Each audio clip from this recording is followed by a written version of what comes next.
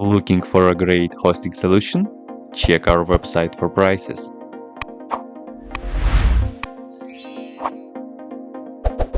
First, what you need to do is to update the server packages.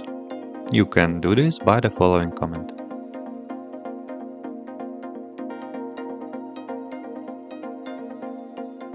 Use the following command to change the current directory to mnt.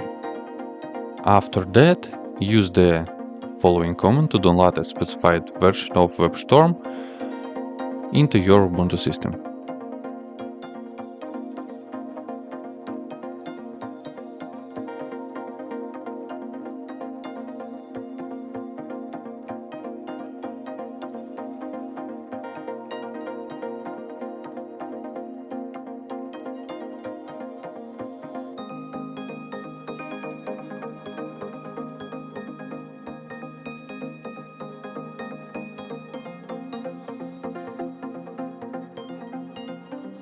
Once the download is complete, use the following command to extract the downloaded archive file.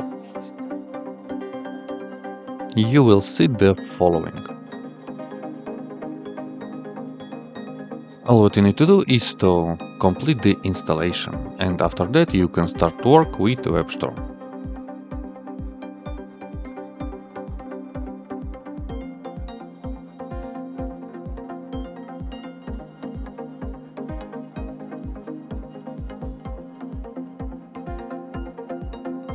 That's it. If you have any question, please leave them in comments.